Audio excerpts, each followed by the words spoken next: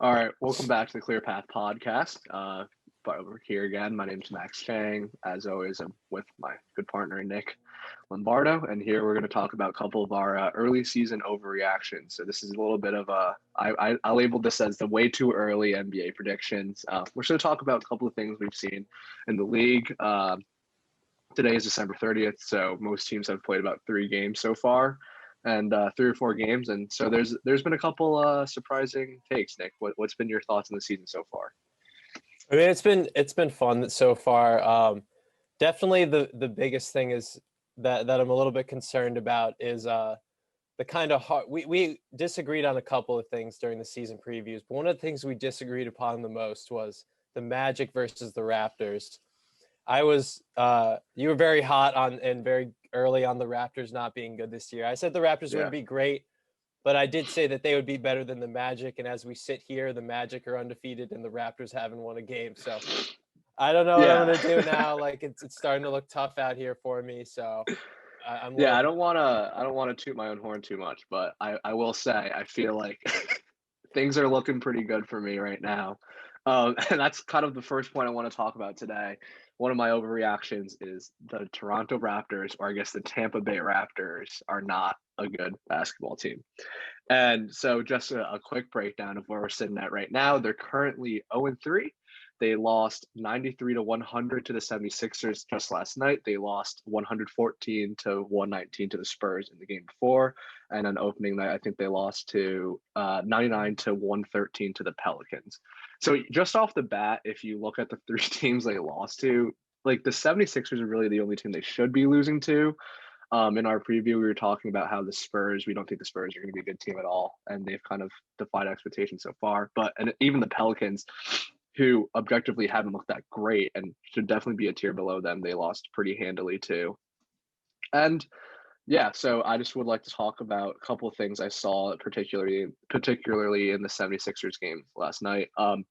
So they had a huge lead. I think they had like a 15-point lead going after midway through the second. It was a pretty sizable lead, but from watching the game, you could tell that a lot of their points came from just bad energy from the Sixers. And I don't want to make this about the Sixers, but they just didn't look good. They didn't look like they had chemistry. Simmons was playing very passive, just a lot of lazy passes, easy steals for Anunoby and Van Vliet and Lowry, and they were running out in transition. And that led to a lot of the points that the Raptors were able to score.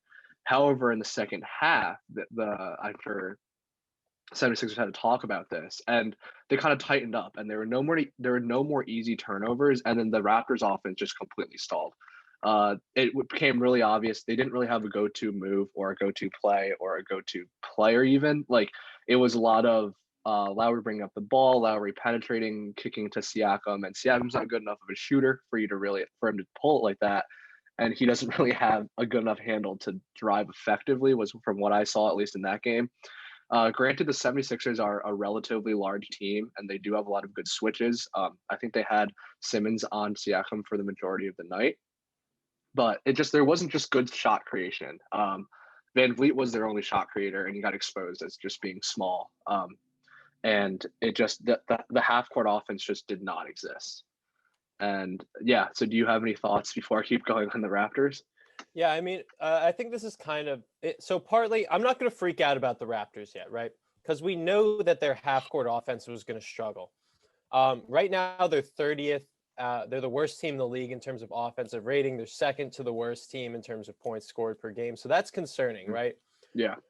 I don't know if this is overall that big of an indicator of where they're going to be at the end of the entire season, right? I mean, we know their half court offense is not great. They were the best team in transition last year. Like that's still going to be their DNA, is getting out in transition and running. When they are in the half court, their offense stalls a little bit, especially with Siakam. Siakam really has a tough time getting good quality shots in the half court. With Lowry a year older and Van Vliet has had some struggles shooting, it makes sense that their half court offense hasn't been as great. I also think the downgrade from Baines and Len, downgrading from Gasol and Ibaka, obviously it's showed some things. So it's huge. Yeah, it's huge. It's all concerning, right? Like these are all legitimate problems. I have trust in Nick Nurse that things will figure out, that he'll be able to figure out some things and like figure out some better ways to get that offense started a little bit, because their defense has been fine. Their defense is ranked 6th in the league, so that's not overly concerning. Yeah, yeah. What is concerning is the shots they've been getting, right? They've been taking the most amount of threes in the league, and they're shooting it at the 20th ranked team in the league. So Yeah, they just don't have a lot of shooters, really, I which think is it's a kind little of the bit of problem. bad luck. Like last year, they were number 5 in the league in shooting, in 3-point percentage. So, dropping from 5 to 20th is a big deal, especially because their offense is so reliant on threes. They aren't big drivers. They really are No. mostly focused on trying to get an open 3-point shot. So I think it's a little bit of bad luck. I think part of it is the drop off by losing those guys last year. Their bench is just not the same. Last year, their bench could come in and really take over some games and keep up with the starters. Yeah, This year, they just Ibaka don't have off the that bench. depth. Yeah, Yeah, and they this don't year they have just that, don't yeah. have that depth off the bench. No, But not at all. I still trust in Nick Nurse. I know it's like I'm beating a dead horse by saying that, but I just Yeah. trust that he'll be able to figure out some things, and that this team is not as bad as we've seen them be in the first couple of games. Yeah, I mean, obviously this is an overreaction pod, so I don't necessarily think they're going to miss the playoffs or whatever. I just don't think, I think people coming to the season, the expectation was like the Raptors are up there to like fighting for like a top 4 seed, and I just don't see that this year at all. And I think that like the biggest part about them losing Gasol and Ibaka, like besides the fact that Ibaka was a great offensive threat off the bench, but it's their rebounding. Like they're like they just don't have that anymore. They're bottom 3 in the league in defensive rebounds. I know it's only 3 games, but that's like a pretty telling sign. I mean, it makes a lot of sense. They're a small team in general. Baines and Boucher aren't really inside presences in a traditional sense at all, either on offense or defense. Like Baines prefers to play on the perimeter anyways.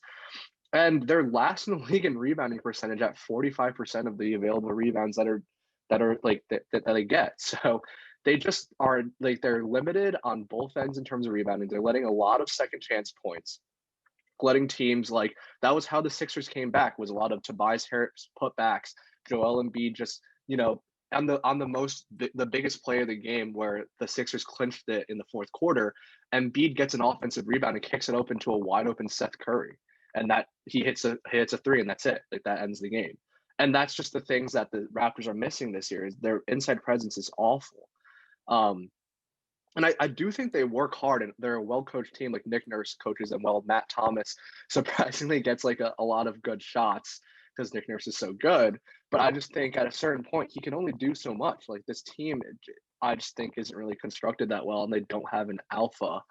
And this is kind of leading into what I was talking about in our preview, is that I think Masai Ujiri is waiting for this team to go like 1-6 or like 2-10 and being like, hey, we just don't have it anymore. Let's flip Siakam for some picks. Let's see what we can get for Kyle Lowry now. I think the reason why I can project them to be bad is because I think Masai Ujiri is willing to blow it up, and he wants to blow it up, and he knows that he has a good coach in Nick Nurse, and that's not the problem. It's clearly the roster. And I think that also has to play in itself. And despite all the slander, I do think that Anunoby looked really good last night. He's big, versatile ring. His shooting seems to have gotten much better. Physically guarded Simmons well. So I don't think all is bad. I just think that they're just much worse than people had thought they were going to be. And I think a lot of it makes a lot of sense. Yeah, well, I think it kind of makes sense. It makes sense the reasons they haven't been so good in the early season. Like you were saying, like when they're not rebounding well, they can't get out in transition well, and that's when they're going to score the majority of their points. And when you look at the teams they've played, save the Spurs, you have New Orleans who have Zion and Steven Adams down there. Like that's 2 big rebounding presence. In Philly, that is a tall team still, with Embiid and Simmons. Like those are 2 great rebounders. So it makes sense why they've been getting, not as many rebounds, not being able to run as much. So when you look at trades, though, I think we're going to learn a lot about Masai from the way he trades these players. Because when you think about Kyle Lowry, right, like, so they're 3 biggest assets right now: Kyle Lowry, Siakam, and Van Vliet. When you think about Lowry is the best Toronto Raptor of all time. Now, could they trade him, and could they go the Celtics route where they traded Pierce and Garnett a couple of years ago. Like, yeah, they could do that. Lowry's on an expiring deal, right? So, they could trade him and see what they get for it. But there's not a ton of teams that are really like super, you know, super short at that point guard position, right? So like, what are you getting for Lowry? It's probably something similar in the mold of like what they got for, like, or what they had to give up for Gasol, right? Like kind of like a heavily protected pick, maybe a player who kind of matches the salary, who's probably not worth that contract. Like, so we could see what they get for Lowry, but that's trading your franchise centerpiece. That is completely signaling to your fan base that you're waving the white flag on this season. In terms of Siakam, yeah, he's shown his limits as an offensive player, right? Obviously he's not going to be the number one for a team. He's not great creating offense for himself. He's not great in the half court, but he's still a pretty decently young player. He's still coming along. He's not that young. He's not He that really young. isn't. He's like 26. Yeah, he's like 27. Like he's So he still not has room to that grow. young. Like he isn't a finished product as a player overall. I think Siakam is probably the piece that you get the most from if you're really thinking about it. And then in terms of Van Vliet, because they just signed him, there's going to be some kind of restriction on. Yeah, there's going to be some kind of. Obviously, the dates are different because the season starting dates are different, but there's going to be some kind of restriction on trading Van Vliet. I think it's 60 days. I think it's 60 days. So I mean, they still have some time to figure it out. And there's a path to them getting better, right? Fred Van Vliet has been terrible shooting the first couple of games. If he heats up, that helps him out a lot. There was a lot of talk about OG Anunoby making a leap this year, and they just really haven't been using him that much more as an offensive player. So I think there's a path for them to start using OG more and to give him the ball more and to see what they can do. And hey, who knows? Maybe he gets a little bit better on it.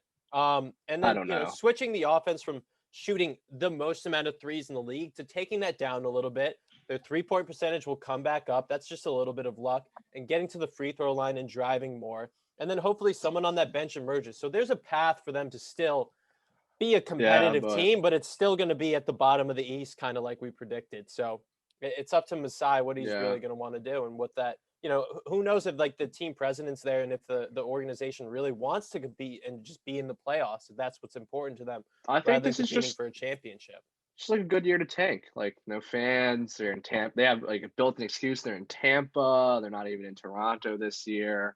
I mean, like, dude, if you could get like 3 first-round picks and like a nice player for Siakam, like I don't know what team needs Siakam right now, but like I feel like you would pull the trigger if you're Masai Ujiri. I just don't think the Raptors. You think you would trade Siakam even though he's still like that's the best quote unquote I just young piece don't they have know besides Van what Vliet. the idea is. Like I think that he needs to kind of be in a win now scenario. Like this is the prime of his career. He clearly can't be a number one option.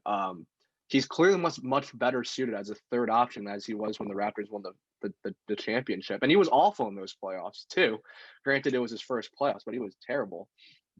Like I think you kind of know what you have with Siakam now. Like I think you absolutely. I don't think he's getting much better than he is. Like he's not that young, and he's getting a lot of the offense already. So I don't know what more you need to see. I just think that if you can let Lowry expire, you don't need to trade him. Van Vliet's a fine piece, and if you move off Siakam and a couple other pieces, build for the future. Next year you come back and you retool and you be better. Like, I don't know. I mean, I think you're right. I think in a strictly team building sense, you're right. Like there's no path to championship contention for this team. They don't have the pieces to trade for anything. So you're right.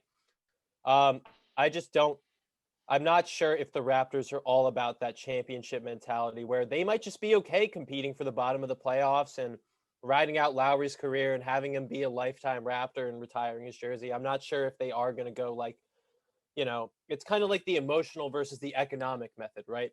Emotionally, for that fan base, they're probably still happy that they won a championship, a couple of years ago. Yeah, and they're happy that they have like their little core of guys there that like they really like.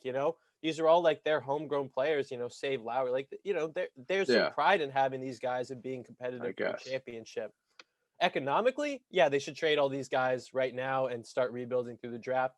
And it'd be a great year too because there's not that many teams that are tanking. Like if they trade those 3 guys, they will be at the bottom of the East, no problem. Yeah, so.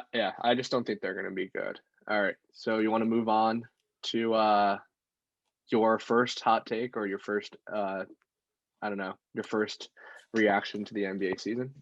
Yeah. So I talked about it a little bit in the East preview, but I'm a little concerned about the Celtics, right? So obviously they played a lot of good teams. They beat the Bucks with that last second shot. They lost to Brooklyn. They lost to Indiana on that terrible last second shot. First of all, just a mini rant. Jason Tatum, please stop taking fadeaway 3-point shots. I know it's cool. I know you want to be Kobe Bryant. It looks awesome. Like it looks awesome when you hit the fadeaway 3, but that is a terrible shot. That is a terrible shot to take on the last possession. Get to the mid-range, get to the free throw line on these last shots. Like you can't be taking fadeaway 3-point shots like to win the game. Anyways, so then they beat He Indy banked again one in against last the night. Bucks. So the Jays have looked incredible, right? They're both averaging 25 points per game. But the problem is that's where most of their offense is coming from at this point, right? And so they're going to need some guys to step up around the Jays to like really give them a chance to be competitive in this Eastern Conference. So their other options right now, and really their third best offensive player has been Peyton Pritchard. Yeah, Pritchard. It's kind of concerning. Now, Pritchard has been good. His shooting splits are incredible. I mean, he's shooting 59% from the field. He's shooting 55.6% from 3. He's got quick hands on defense. Obviously, he's a very small guard, so he's getting kind of pushed around. But he's been playing crunch time for them. When they need more defense, they sub him out for Tice. So they kind of have that 2 big lineup, which kind of works well for them. But it kind of limits them offensively. So, I mean, Pritchard is a good player, but I worry about being able to rely on him as the playoffs go on. I mean, he's still a rookie point guard. Like, even though he is good at shooting and passing, he's going to get destroyed in the playoffs on defense. So I'm concerned about that. Marcus Smart hasn't really been shooting well. And honestly, you don't want Marcus Smart to be taking the majority of your shots. And same thing with Jeff Teague. So I'm a little bit concerned about where this team is going to generate offense because they are putting a lot of pressure on the Jays. And while, they're amazing on offense, it's also led to them struggling on defense a little bit because those Jays are so important to what they do on the defensive end of the floor. Yeah, this was kind of my concern in our preview when we were talking. This is why I had them ranked lower than the top, like the upper echelon of the East, is I just don't see a lot of depth. And I think like they're a team that definitely needs a couple more pieces. I think that Jason Taylor and Jaylen Brown are really good, but they still aren't really good distributors. They both made big steps in that direction, but neither of them are kind of players that you would want to set up your offense. They just don't really have that yet. And Jeff Teague is like 3 years or 4 years removed from being that guy. And for the way I look at it, it's you got a lot of like good shot creation from those two, and Pritchard's been a good surprise and good for Danny Ainge for finally finding what seems like at least a rotational piece. But he kind of seems like Tyler Hero light to me, like as in like the best part about the Heat last year was that they didn't need Hero to have a good game at all. Every time he had a great game, they would win because it was like their 5th option on offense. Like it was like, oh, this is good that Tyler is hitting his shots today because we're probably going to win. Whereas like with Pritchard, it's like, oh, we really need like 15 points out of you because we're not sure where the other, like, is it going to come from Tristan Thompson lobs or is it going to come from Tice long mid-range jump shots? Like that's kind of what they're looking at in offense besides Jason and Jaylen. And that's basically what I'm concerned about is if Kemba takes a while to come back, which it seems like you will, it could get a little hairy. Well, that's the thing about the Celtics is even last year, most of their offense, they were at the bottom of the league in like shots that were assisted. Most of their offense comes from unassisted things. It comes from Jason Tatum posting up or getting into his little mid-range shots. It comes from Jaylen Brown running off screens and getting into his mid-range shots.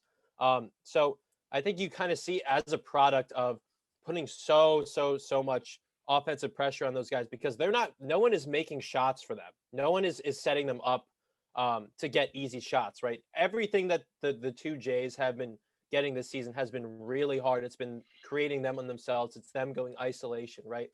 So what that leads to, it's led to 2 things. One, they're at the bottom of the league in pace right now, right? They just can't run that quickly. They have to slow down and get the ball and take their time in it. And the second thing is they're the second to worst team in terms of defensive rating right now. And that's very uncharacteristic for Brad Stevens teams. Yeah. But because the 2 Jays are best two defenders outside of Marcus Smart. So when you're putting so much pressure on them on the offensive end, it takes away from what they can do defensively and how much effort they can like actually give out defensively. So Yeah. you touched on it a little bit with Kemba. And that kind of brings me to my second point of the Celtics is that I am full on concerned about Kemba right now. So we kind of brushed over this, and I think everyone kind of brushed over this, that he got stem cell injections in his knee Yeah. over the The offseason. Kobe. So Yeah. it's When the he went Kobe. to So I did a Germany. little bit Yeah. of research. So Kemba is 30 years old right now. He's It's had old. this arthritis in his knee. It's been pretty clear from all fronts that this arthritis is degenerative. Like it will get worse, Yeah. as he gets older. It's something he's going to have to deal with for the rest of his career. Yeah. Good that he's on the max. It's Supermax. really concerning that we maxed out a small point guard who has problems with his knees, right? Yeah. And it seems kind of emblematic of the KG scenario, where in 2009, he was on the team and then he wasn't playing for a little bit. And it was like, oh, no, there's nothing to be concerned about. He'll be fine. He'll be back sometime. And they were very vague about when he would be back. So Brad Stevens, just yesterday, I will quote this. What are you saying about Kemba? He, quote, won't be back anytime soon. But there's nothing out of the ordinary, they say. It should be fine. This is exactly what was going on with KG in 2009. They're like, oh, nothing's out of the ordinary. It's just rehab. It's just rest. He's going to be fine. He's going to come back. And then he never came back. This stem cell injection thing is not something to just go over. I mean, there's really the research on it is very all over the place, right? Some people say, yeah, this works. But, a quote from the Boston Globe today was that there's a reason that insurance doesn't cover stem cell injections. It's because there's no evidence that it works yet. That's what the Boston Globe said about it. Kobe in 2013 had to go to Germany.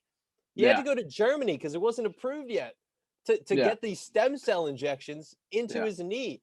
Granted, he was 35.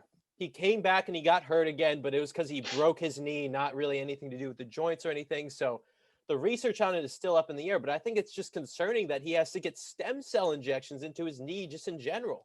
Yeah.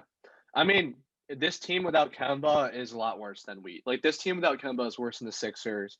This team without Kemba, I think, puts them in a tier with the Pacers and I guess now the Magic, which is shocking to say. I don't know, but it definitely knocks them down a tier, right? They're definitely worse than the Sixers. They're definitely in that second. I think they're right there with the Pacers, but the Pacers have more offensive firepower, especially with Oladipo. Watching those two games, Oladipo looks really back. good. Oladipo was moving around really well. Yes. Oladipo looked confident. So if the Pacers have Oladipo, they might have more offensive firepower than the Celtics. And Sabonis. Sabonis looks like a brand new player. Sabonis looks great. He looks great. And to have Brogdon there, and then you're not even talking about what TJ Warren can do for them. Yeah. That's a better offensive team than the Celtics are. Yeah. So all right. Yeah. When you talk about the Celtics, they still have this traded player exception, which a lot is made about these traded player exceptions that they're going to get used. And honestly, I'm not so sure they're really going to get any use out of this. So let me read you off some of the names that could fit into this traded player exception. You tell me if any of them pique your fancy for the Celtics. Yeah. Nikola Vucevic.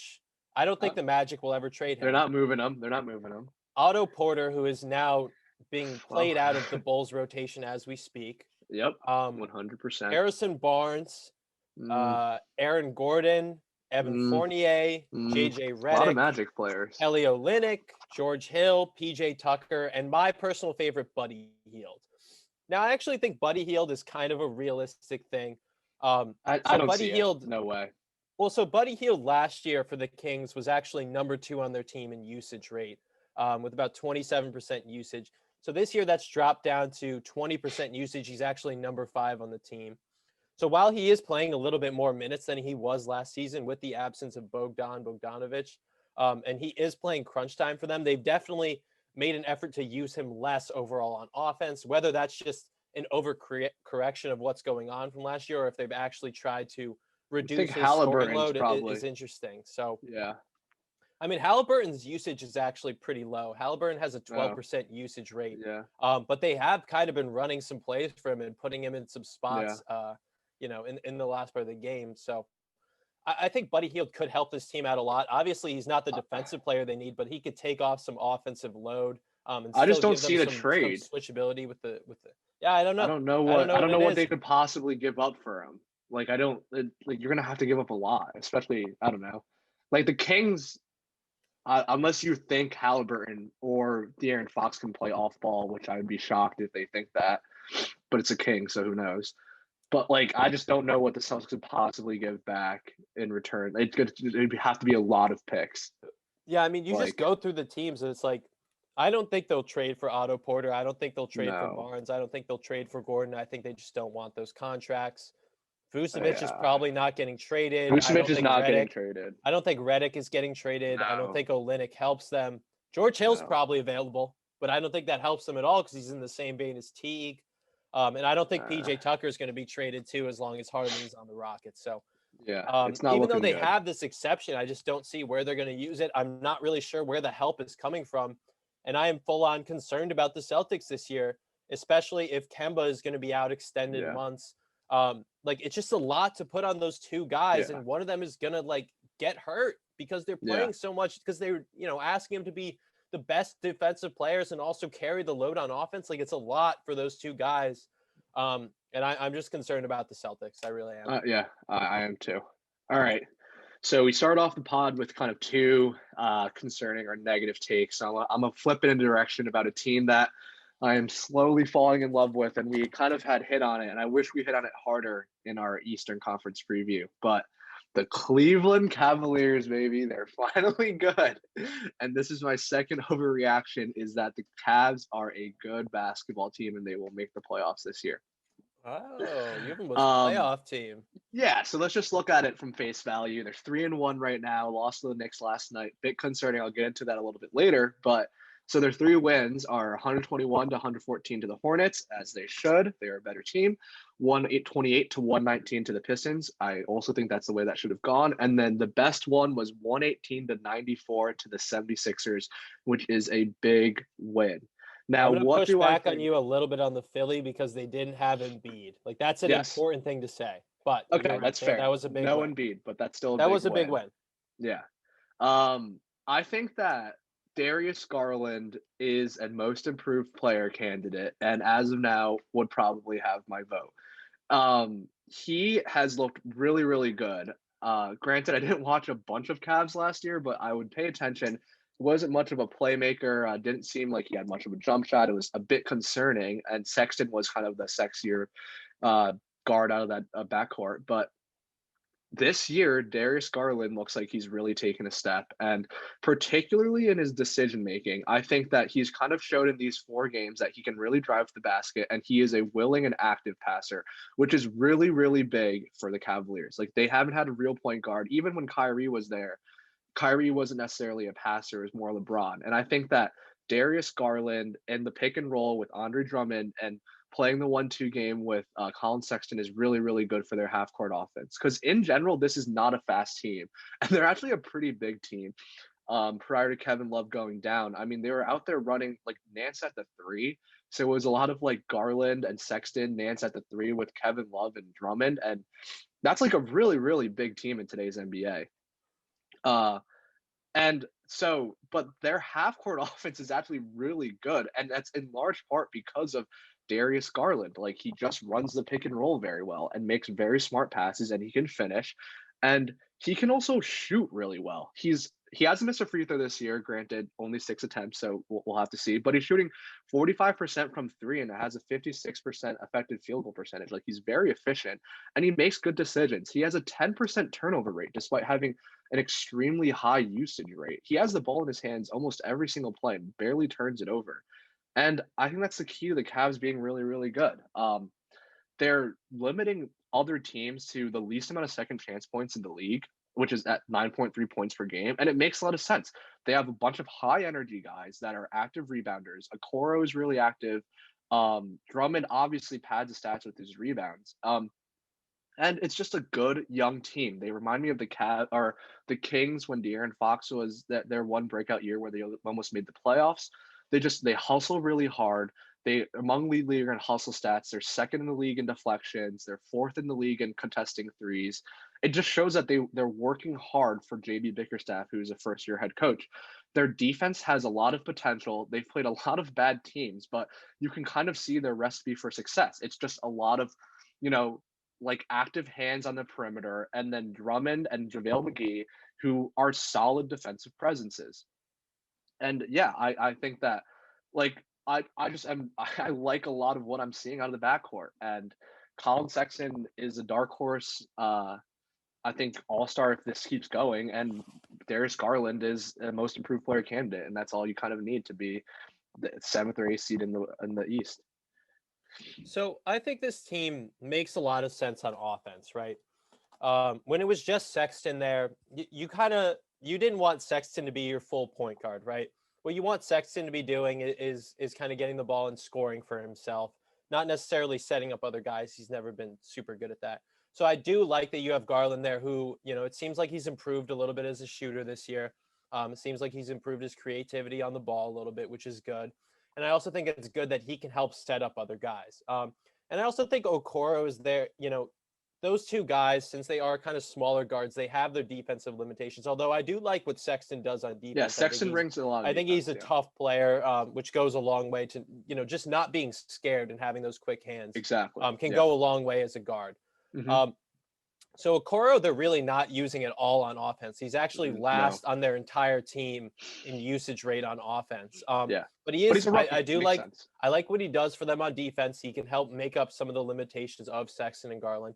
So I think overall, the three guys, they make sense together. It makes enough sense that you have a little bit of offense, you have a little bit of defense, and so I also think that having JaVale McGee and a little bit less so Drummond, because Drummond, you kind of need to give him touches on offense, which I'm not crazy about. Yeah, no, it's awful. But having Drummond and McGee there also helps to solidify their defense. I think McGee is like a pretty underrated player, actually, because I agree. I mean, JaVale is always going to be kind of a meme because of, the way he looks and the Shaq in the pool and everything. But he's become a really productive player. And I think the Lakers, are legitimately going to miss his contributions. You know what I mean? Because he catches lobs. He doesn't need the ball. He gets blocks and he gets rebounds. He made a three last night. He pulled an open three and it went and no one was like, JaVale, what are you doing? Like, that was just a good shot for them. That was insane. But yeah, I mean, Drummond. So I think Drummond is a little bit of a problem for this team because he has the highest usage rate on the team, actually. It's awful. But he has that while at the same time being the only player on the team with a negative offensive win shares throughout the first 3 games. Yeah. The only player on the team. So I think it's a little tough to like. I don't think Drummond is perfect for this team, but I still like what they're building. They can trade a little bit of structure for them. Traded. He's tradable if someone has the room to take on that contract. So I'm going to give a little pushback because the best offensive player they've played throughout those couple games is like Julius Randle. No, maybe, I guess Simmons.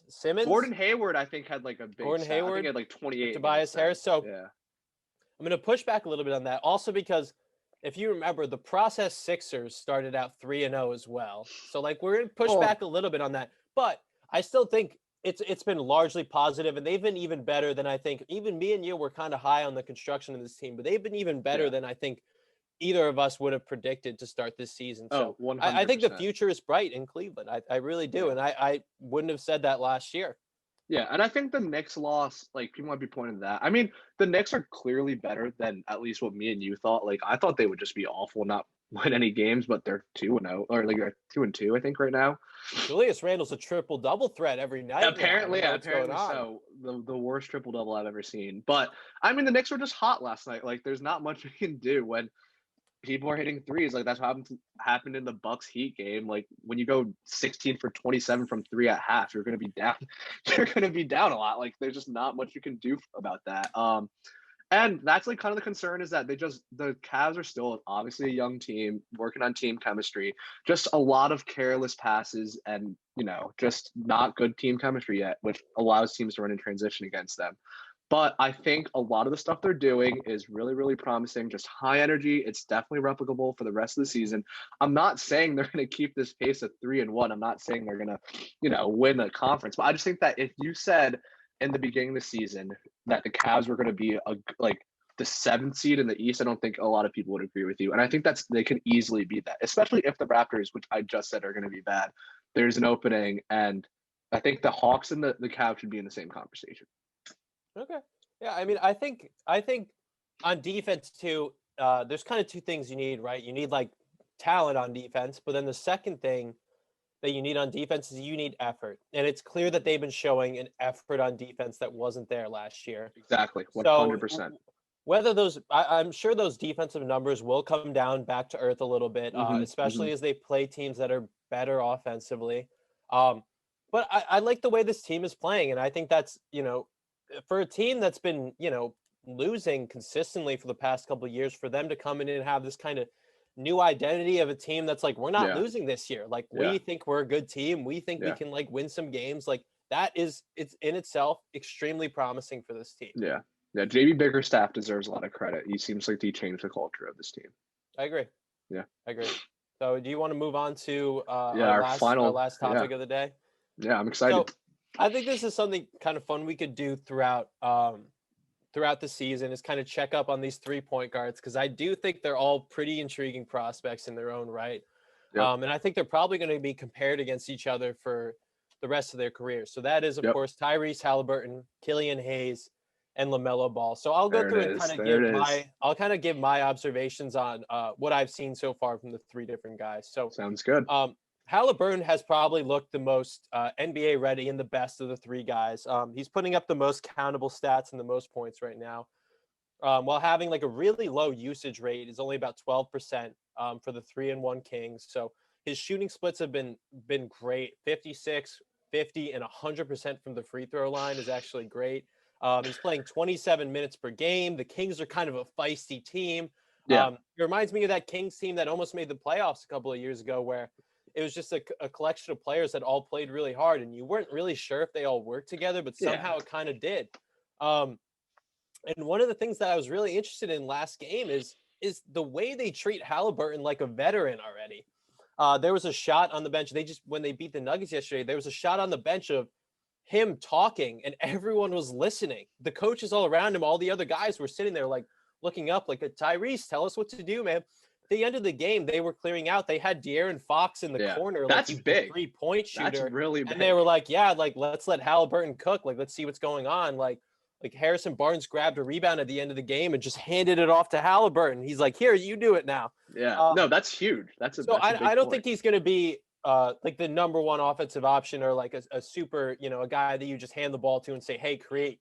I don't think he's that. But what he is a solid NBA player who is in the right spots, knows what to do, knows how to have an effect on games. And I think that's something really big. So while I don't think his ceiling is perhaps as high as these other 2 guys, I think he is the most NBA ready right now. And he's probably going to contribute to winning the most at the start of this season. So what are your thoughts on Halliburton so far? I think that for the Kings franchise, who've really been lacking a leader, I don't even know when they've had a leader, like even like probably Boogie. 2000s. Yeah, I guess like even he wasn't a leader. You know what I'm saying? Like the intangibles that he's bringing is huge. I think what really stuck out to me was his good shooting. I just wasn't expecting him to shoot that well in the NBA, and his shot's a little weird too. Yeah. I think he tweeted out about it, about like not NBA ready 3 or whatever. Like I think he shooted like something ridiculous, like 50% or like 56% from 3, which is like I don't know how like sustainable that is, but if he can hit shots, like I think he might be what we all thought Evan Turner was going to be, like a big guard. Shot creator, like good intangible. He probably projects well on defense. I think, I think he could be really, really good. I don't even think that his ceiling isn't as high as the other 2. Like if he can hit shots, then I don't know. I would think he probably has all-star potential. Like if he can hit threes consistently. I mean, Halliburton is a good team defensive player. Whether he can hold up in isolation play, or, when it gets like, obviously the Kings aren't at this point yet, but once they get into the playoffs and it's kind of like pick and choose the worst defender and attack them, whether he can hold up in that situation, we'll have to see. I think he probably needs to put a little bit more weight on and get a little bit more polish as a defensive player. But that'll come. I've really liked what I've seen from him so far. Yeah, me too. I can't really say the same about Killian Hayes, and especially about the way the Pistons have been using Killian Hayes. It makes me really upset the way the Pistons have been using Killian Hayes. So It's not great right now. So his splits right now are 5 points, rebound and a half, and 3.5 assists through the first 4 games. Nothing. Shooting 27.6% from the field, 23% from 3, and 50% from the free throw line. And he's playing 22 minutes a game. And he's kind of playing, although he does do a really good job of playing at his own speed and playing at his own pace, where sometimes it looks like he's kind of, not in a bad way, but it looks like he's moving slower than the other players because he's kind of playing at his own pace. He's getting to his moves. He plays at a really nice pace. But I also see a guy who's playing a little bit nervous. In the one game where they really let him get some run, which was the Hawks game, at the end of the game, they just kind of gave him the ball and said, hey, let's see what you can do there. And that's when you saw the best of Killian Hayes, when you saw him being an offensive creator, when you see him making these creative passes out of the drives, when you see him doing his little step back move, that's when he's at his best. In the other games, they've kind of had a short leash for him, and it looks like he's playing a little nervous. He'd get the ball and he'd kind of bobble it a little bit. He's a little, he's not sure if he's going to take that shot. And I think part of the reason for that is that they've been playing Derrick Rose like he's an MVP or something. Derrick Rose has the #1 usage rate on the Pistons right now. They're playing him 29 minutes per game. They are burning this guy out, like playing Derrick Rose like he's the franchise player for them. And I just don't. So I was really thinking about it. I was like, what are they doing with this? Like, they just picked this guy at 7. Why are they not letting him get some run over Derrick Rose, who you already know? I think they want to make the playoffs. I think they just want to make the playoffs. I think it's either that, or I want to give them some benefit of the doubt and say that they're somewhat competent as a franchise. I don't know if they even deserve that, but I want to give them the benefit of the doubt and say maybe they're playing Derrick Rose to try and build up his trade value, right? Try and build him up, play him all these minutes, get him his points, and then trade him off. Like, maybe that's what it is. Like, I guess there's got to be something going on there, because I don't understand why they've been giving Killian Hayes such a short leash and not really running anything in the offense through him. Also, just a quick little nugget I saw. Who do you think is #2 on the Pistons in usage rate right now? Mason Plumlee. It's actually Josh Jackson, believe it or not. Josh Jackson at like an absurd usage rate right now. Hey man, he's a top 3 pick. So and Blake is like way down there on the usage rate too. So basically, it makes no sense what the Pistons are doing. I really don't like the way they're handling Killian Hayes. It makes me really concerned that in a couple of years, some team is going to be able to trade for him as like an emotionally damaged player like Markelle Fultz. Who's like a good player now. Who's been good for Orlando. Yeah. So I'm concerned about Killian Hayes. I think that they probably think they're a playoff team, but I'm sure once they lose a couple more games, they'll let them run. I hope so. I hope they trade Derrick Rose, and I hope they let Killian Hayes cook, because I love his footwork. Like he has that like little hardened step back down like so nicely. It looks really smooth when he does it. So okay. That brings us to our last point guard in the checkup on LaMelo Ball so far. Out on him since the beginning, since the preseason. So the Hornets are 1-2 right now. LaMelo is putting up a 6-4-3, very reminiscent of a similar Lonzo stat line. Lonzo, I think, had more assists. He's been a good rebounder, which is kind of cool. Like, he's been really crashing the boards hard. Hey, it's fun. It's a little something fun. His shooting splits are not great. He's 33, 40, and 50% right now. Playing 17 minutes a game, so they haven't been giving him like a ton of run. They've been playing the other guards a little bit more than him. But at the same time, they have been using him a lot. He's #2 on the team in usage rate. So they've been giving him the ball in his hands, and he has made some really creative. He's made some really creative passes. He's been showing that has good instincts for rebounding. So I think those are both 2 really positive things. The biggest thing that I've seen from LaMelo so far is that the shot will take a lot of time to develop.